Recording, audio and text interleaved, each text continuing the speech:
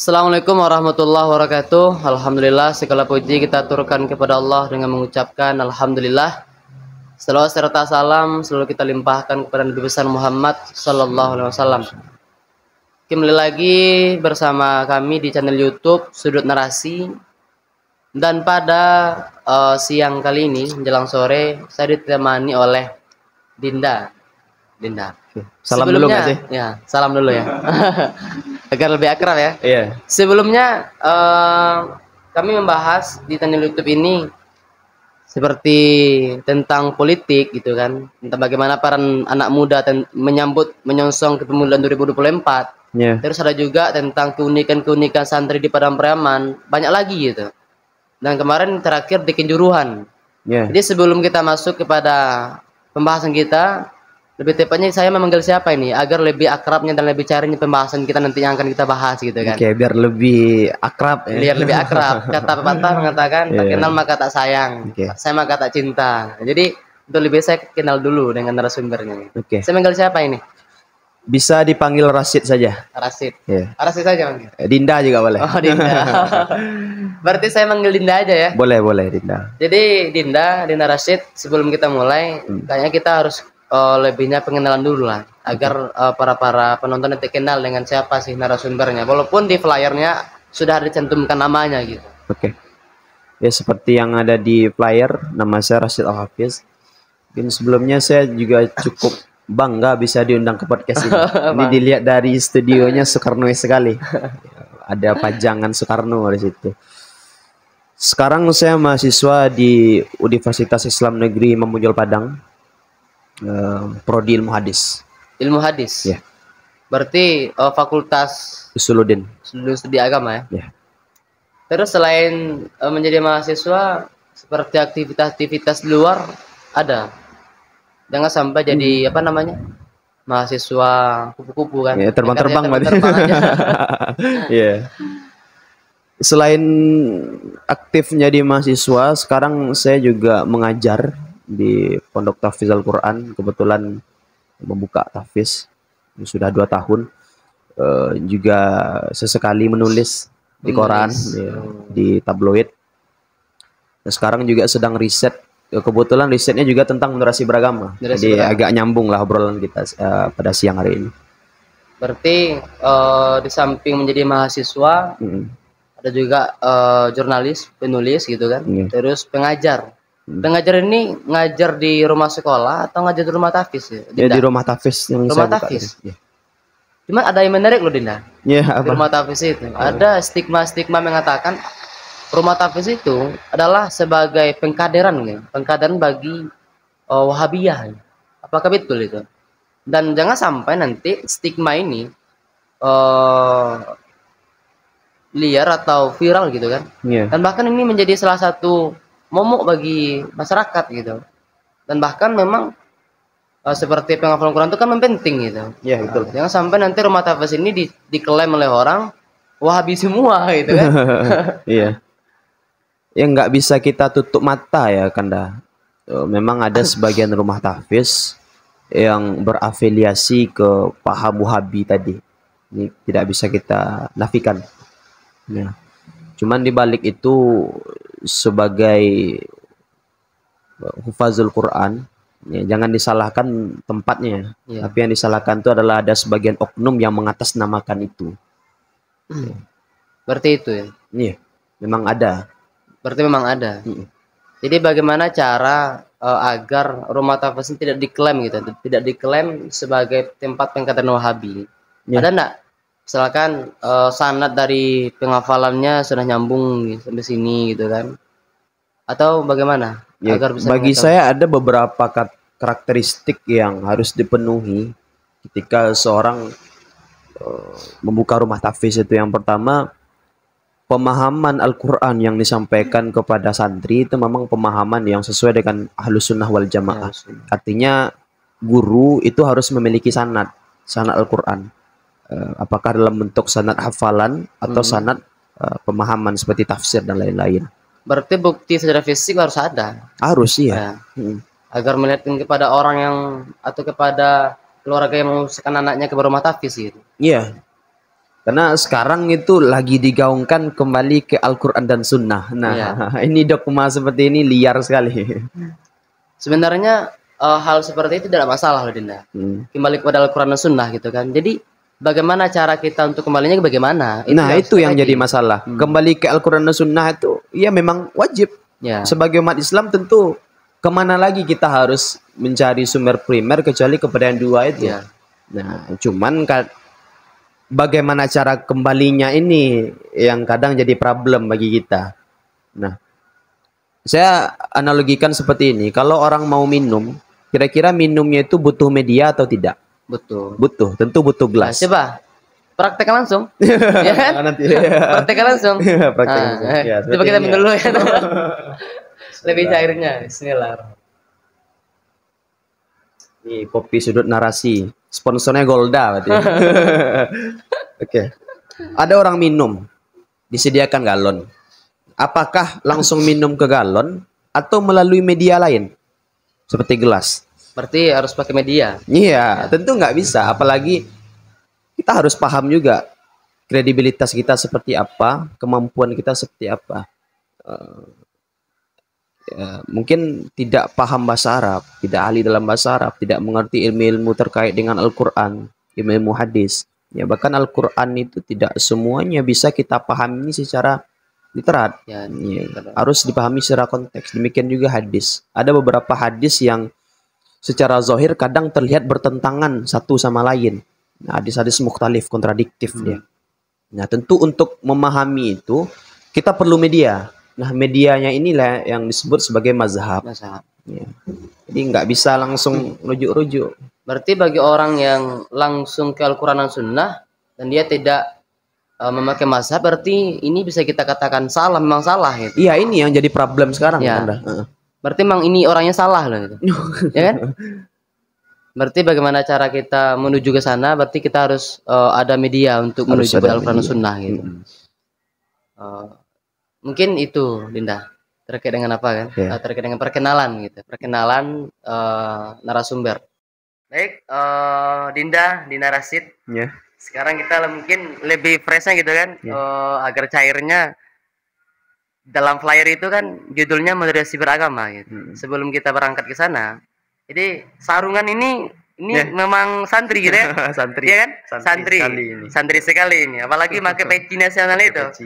Jangan sampai nanti orang yang pakai peci nasional dianggap bid'ah gitu kan. Karena tidak pernah dilakukan oleh Rasulullah ya. Iya, Rasul nggak kayak gini Pak. Ini baju koko itu kan Cina. Berarti bukan baju Islam. Berarti harus bisa juga orang memahami itu secara baik gitu. Jadi karena kita selaku santri gitu kan. Kemarin itu kan ada di kemarin tanggal 22 Oktober itu memperingati Hari Santri Nasional. Bahkan dengan adanya peringatan Hari Santri ini bisa kita menggaungkan bagaimana moderasi beragama ini harus kita terapkan gitu. Karena radikalisme itu Dinda Rasid, banyak orang yang tidak mau menerima pendapat orang lain gitu kan. Dan bahkan itu salah satu yang menyebab hancurnya NKRI ini. Karena tidak mau menerima pendapat orang lain gitu. Jadi dari sana kita berangkat, bagaimana cara kita memahami hakikat moderasi beragama itu? Tentu kita harus kenal dulu tentang moderasi beragama itu. Moderasi itu kan diangkat dari kata moderat. Ya, jika kita melihat di dalam Al-Quran ada beberapa ayat yang berbicara tentang cara pandang moderat itu. Di antaranya a'udzubillahi minasyaitonirrajim wa kadzalika ja'alnakum ummatan wasata. Nah, demikianlah Allah menciptakan umat Islam itu sebagai umat yang wasato. Nah, wasato di sini apa? Di dalam hadis riwayat Imam At-Tirmizi nomor 2886 dikatakan bahwa wasato itu adalah al-udul, bersikap adil. Nah, jadi di negara yang majemuk dan heterogen ini kita tidak bisa berbicara tentang Islam saja. Ya, kita mengakui negara-negara di luar Islam, Kristen, Katolik, Buddha, Hindu, Konghucu. Nah, bagaimana di negara yang majemuk dan heterogen ini kita bisa hidup berdampingan bisa hidup harmonis, tentu dengan cara pandang yang tidak tasyadud, Iya. ya tidak ekstrim, ya tidak ekstrim, memahami bahwa hanya agama kita saja yang benar. Nah, tentu bagi saya konteks dari moderasi beragama itu adalah bagaimana cara pandang kita bisa menyeragamkan antara keberagaman dengan keberagamaan. Oh, keberagaman, keberagaman dan Keberagaman keberagamaan. dan keberagamaan, ya. Harus bisa dulu kita mendudukkan itu gitu. Iya, Memang betul gitu kan. Moderasi beragama ini salah satu menjaga keutuhan, betul. keutuhan NKRI kita. Seperti yang Dinda sampaikan tadi, memang banyak sekali kita, apalagi kita di Indonesia bersuku-suku kan, dan bahkan banyak sekali berbagai macam bentuk orang, tapi kita disatukan gitu, Iya. disatukan. Jadi bagaimana? Kan setelah hakikat moderasi beragama kan sudah Dinda jelaskan. Dan mungkin yang kedua yang ingin saya tanyakan kepada Dinda, bagaimana konsep gitu kan? Bagaimana konsep moderasi beragama yang ada di Indonesia ini? Ya, tentu seperti yang saya katakan tadi bahwa kita banyak suku, etnis, ras, bahkan aliran kepercayaan. Nah, di tengah keberagaman itu ada beberapa hal yang mesti kita pahami. Nah, di antaranya sebagai mayoritas Islam, kita harus memiliki sikap tasamuh. Itu yang pertama, sikap toleransi di antara sesama penganut agama dan etnis. Itu yang pertama. Yang kedua, tentu kita tidak bisa mengatakan bahwa agama saja. Kita hidup di negara dan kita diatur oleh negara. Taat kepada konstitusi itu juga masuk ke dalam pilar moderasi beragama ini. Ya, nilai moderasi beragama. Bagaimana kita taat kepada NKRI, konstitusional, Undang-Undang Dasar Negara Republik Indonesia, kemudian kepada Pancasila. Nah, baik, Dinda Rashid. Yes. Mungkin sekarang ini banyak orang yang mengatasnamakan apa namanya, seperti bom itu, dan bahkan mengatasnamakan agama gitu. Yeah. Jadi bagaimana aksi-aksi yang sangat anarkis sekali, cuma mengataskan nama agama gitu. Bagaimana cara pandang Dinda Rashid terkait dengan hal itu? Agama samawi yang diturunkan oleh Allah Subhanahu Wa Taala, monotheism, ya, yang mempercayai Tuhan itu satu, pada prinsipnya mengajarkan tentang kedamaian, tentang keharmonisan, bagaimana kita menjalin hubungan dengan Tuhan, manusia dengan sama manusia, dan juga manusia dengan makhluk hidup yang lain. Nah, tapi kadangkala agama ini juga justru yang membuat perpecahan.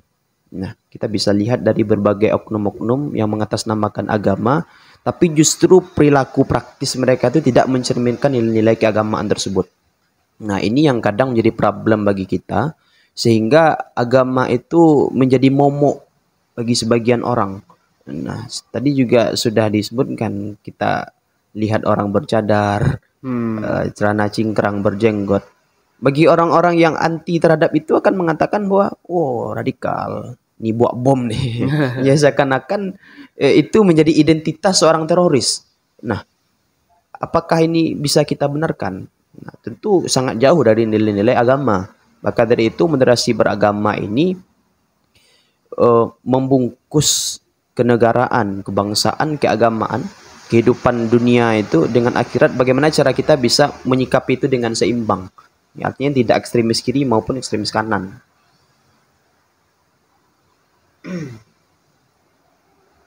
Berarti memang harus diterapkan gitu, moderasi beragama ini. Ya, cuman harus kita pahami juga bahwa moderasi beragama ini bukan barang baru loh. Iya, betul. Bukan barang baru. Artinya konsep praktisnya sudah kita terapkan, tapi metodologi yang rincinya hadir. Jadi jika nih Dinda ya, dan jika kita berandai-andai, jika seandainya konsep moderasi beragama ini tidak kita lakukan, dan tidak kita terapkan di Indonesia ini, apakah lalu bagaimanakah bentuk Indonesia ini kan? Yang kalau kita nggak menerapkan moderasi beragama. Iya, jangankan untuk lintas agama antara agama Islam dengan agama yang lainnya, justru di dalam tubuh Islam sendiri pun kadang gontok-gontokan. Nah, itu ya, kalau orang tidak memahami bagaimana konsep bertasamuh, bertoleransi, bagaimana konsep ta'adul. Nah, akhirnya apa? Ya saling membenarkan diri sendiri bahwa kita absolut. Ya. Ada satu contoh kan, ada orang yang sedang berdebat tentang kasih sayang. Ya. Berdebat tentang kasih sayang. Golongan pertama memberikan dalil ini argumennya ini. Kelompok kedua memberikan dalil juga sama-sama kuat. Saling berdebat argumentasi. Nah, akhirnya ketika berdebat tentang kasih sayang, mereka justru tidak berkasih sayang. Akhirnya apa? Konsep yang sebenarnya tidak mereka lakukan hanya karena perang-perang dalil itu. Ya, artinya jika kita punya dalil yang kuat, orang lain juga punya dalil yang kuat, kita tidak bisa menyatakan bahwa kita saja yang benar, orang itu pasti salah, nggak bisa. Ya. Berarti harus jangan sampai kita membenarkan diri sendiri dan Betul, kita menyalahkan apa pendapat orang lain gitu. Iya, berpikiran sempit, tasyadud itu yang membuat kita kadang tidak harmonis. Ya itu. Berarti kalau bisa saya simpulkan, untuk bisa kita harmonis dengan sama orang, jangan sampai pemikiran kita sempit gitu. Iya, betul. Dan kita harus menerima perbedaan-perbedaan dari orang lain. Betul, gitu kan. perbedaan itu harus kita terima sebagai sunatullahnya hidup. Karena enggak juga menandakan bahwa agama ini kaya, yaitu dengan adanya perbedaan tadi. Tapi selaku kita Dinda? Kita aswaja gitu kan. Tantang-tantang seperti itu sekarang masih ada. Iya, dan betul. itu menjadi jihad kita gitu kan. Seperti yang mengatakan yang sampaikan tadi, yang pakai cadar nih radikal gitu kan. Iya. Terus yang pakai celana cingkrang nih radikal, padahal mereka tidak paham. Dan kita selaku yang berpahaman aswaja, ini salah satu tantangan bagi kita. Jika seandainya itu tidak ada, dan bagaimana kita untuk jihad gitu. Betul. Terus selanjutnya Dinda, pertanyaan selanjutnya, apa semacam tantangan-tantangan terhadap organisasi beragama ini yang ada di Indonesia gitu? Ya, tantangan masih banyak kita temui egosentrik ketika kita berbicara moderasi beragama, ada anggapan bahwa ini buatan oknum dan untuk kepentingan oknum, untuk kepentingan organisasi. Ya, organisasinya nggak perlu kita sebutkan namanya. Ya, padahal moderasi beragama itu pada konsepnya adalah bagaimana cara kita bisa menjalani hidup ya di negara majemuk ini dengan harmonis, ya, merekat kesatuan agar tidak berpecah belah. Itu tantangan yang saya rasa sangat urgen sekarang. Kemudian masih banyak juga yang menolak ini dengan dalih bahwa tidak usah dicampur baurkan agama dengan bangsa. Agama cukup agama saja. Bangsa cukup bangsa. Ya, kebangsaan ini sudah urus kebangsaan, jangan campur adukan. Nah, artinya kan ini ada suatu pemisahan, ya. Agama urus saja agama, bangsa urus saja bangsa. Berarti nggak bisa gitu. Berarti nggak bisa dipisahkan. Bangsa itu bisa hidup rukun karena ada agama. Agama itu tidak bisa berkembang kalau tidak ada bangsa. Berarti harus saling bersatu gitu. Harus saling bersatu. Ya, makanya dulu Rasulullah SAW fase dakwahnya itu kan ketika di Makkah, itu bagaimana menguatkan akidah para sahabat. Ya, orang as-sabiqul awalun, orang-orang yang pertama masuk Islam itu bagaimana memahami bahwa ini Islam. Ya.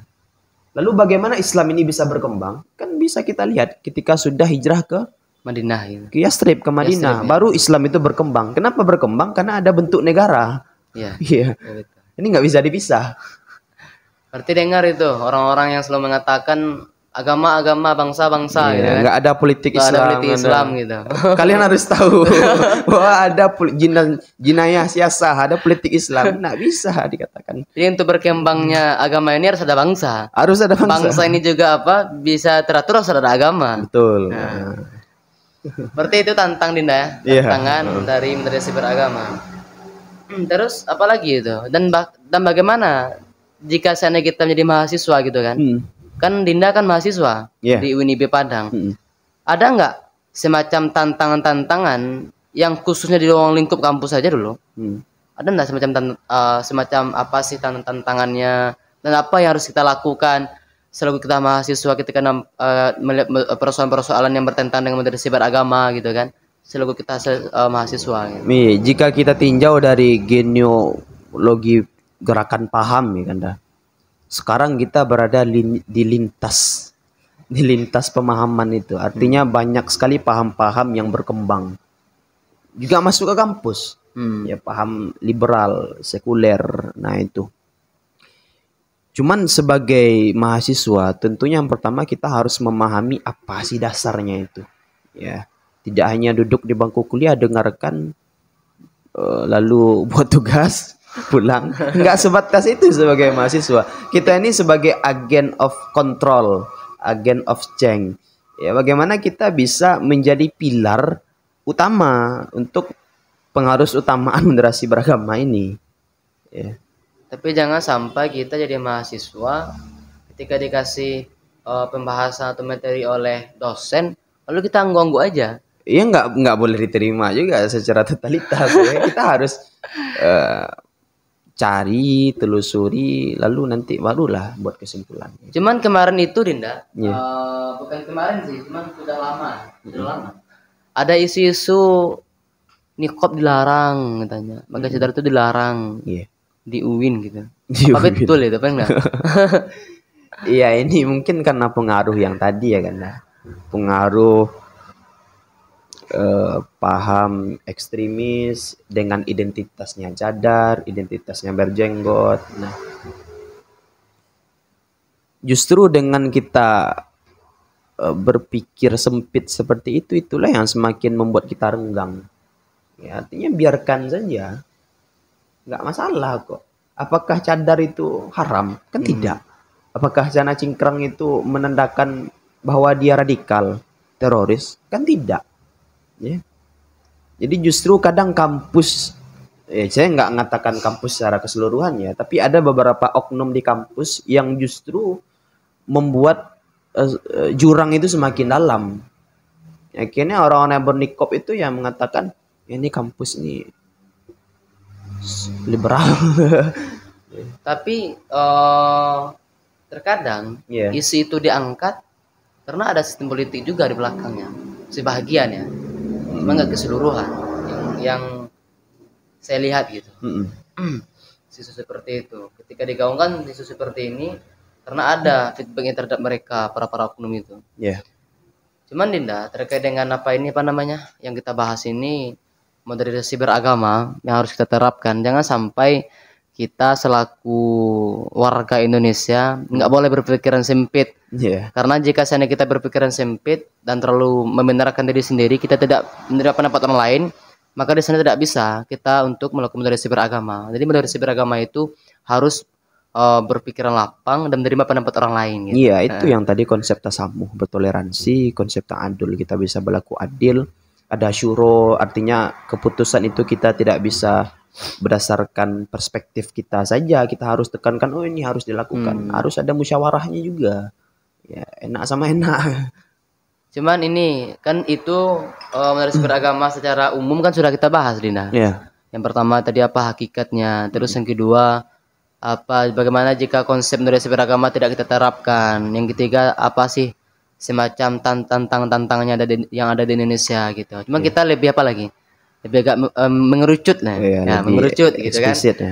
Jadi tentang moderasi bermazhab lagi. Moderasi bermazhab, ya. Sekarang kan lagi Maulid Nabi gitu kan. Bid'ah. Iya kan? Pernah nggak lihat video gitu kan? Antara santri Aswaja dengan Wahabi gitu. Pernah lihat videonya? Iya, sering saya lihat. Ketika santri Aswaja ini apa?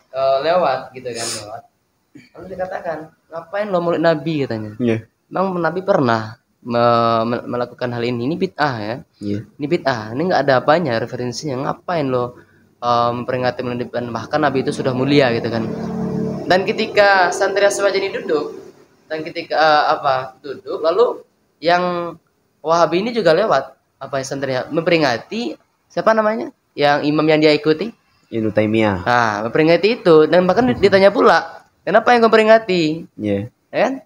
Dan bahkan mereka juga termenung gitu. apa yang harus dijawab gitu kan, nggak tahu. Iya. Nah, jadi ini tantangan yang harus kita selaku santri Aswaja, bagaimana cara kita memandang ini dan bahkan memberikan sikap kepada masyarakat agar masyarakat tidak terjerumus kepada hal yang sama gitu. Ya, edukasi penting. Ya, Yang edukasi biasanya penting. edukasi tadi. Karena semakin kita berdebat, semakin kita berargumen ya menentang mereka itu, justru masalah itu akan semakin besar kan dah. Iya. Berarti apakah kita harus membiarkan gitu? Membiarkan mereka berbicara seperti itu? Ya kuatkan saja rumah kita. Berarti nggak usah. Jangan gelapkan rumah orang lain. Berarti nggak usah padamkan Terangkan orang. saja rumah kita. Rumah kita. Perbesar rumah kita. Jangan babat habis rumah orang. Oh gitu. Ya kita masalah furuk itu kan khilafiyah ya. Ya, khilafiyah dalam masalah fikih itu menunjukkan bahwa Islam itu kaya. Berarti cukup kita memberikan penerangan terhadap rumah. Iya, karena bagaimana caranya?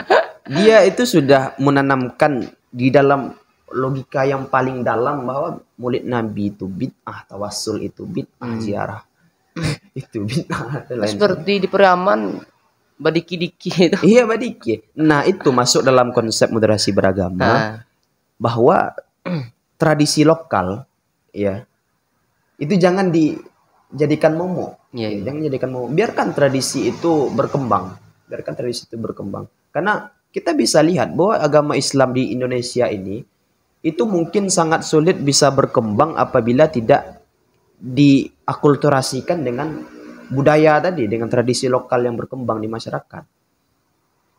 Artinya selagi budaya itu tidak bertentangan sekali dengan akidah kita sebagai Ahlussunnah wal Jamaah, ya itu menunjukkan bahwa agama itu kayak. Jangan kita pandang budaya dengan agama. Ya, memandang budaya dengan budaya lah. Ya betul. Ya. Dan bahkan bagi seperti kaum yang saya sampaikan, nggak usah lah kita sering menyampaikan kaum itu kan. Iya. Nah, maka itu menjadi momok ya. Berarti itu menjadi momok bagi dia, bagi mereka. Iya. Seperti Maulid Nabi kan, badiki ya, seperti ziarah. Dan bahkan itu menjadi momok bagi mereka agar bahkan itu disiarkan gitu. Iya. Baik itu di radio, bahkan itu di dunia media sosial gitu kan. Tentu kita selaku santri Aswaja nggak mungkin kita biarkan. Seperti yang Dina sampaikan tadi, cukup kita memperbagus rumah kita, jangan sampai kita merusak rumah orang lain gitu. Betul. Itu terkait dengan moderasi bermazhab. Kemudian juga ya sebenarnya moderasi ini tidak hanya dalam bingkai itu saja. Bagaimana hubungan dengan lintas agama, bagaimana hubungan internal agama kita. Pola pikir juga dimoderasikan. Harusnya. Juga dimoderasikan. Ya. Artinya antara logika dengan sumber ajaran Islam, agama Al-Quran dengan hadis itu. Jangan sampai itu kita absolutkan salah satunya. Artinya itu bisa disatukan ya. Bisa disatukan. Artinya akal kita ini tidak akan berfungsi dengan baik jika tidak dibarengi dengan tuntunan Al-Quran dan hadis. Dan Al-Quran dan hadis itu beberapa tidak bisa kita pahami secara tekstual tanpa adanya logika lain. Misal, Tuhan itu bisa nggak menciptakan Tuhan? Apa? Tuhan itu bisa nggak menciptakan Tuhan? Logikanya bisa.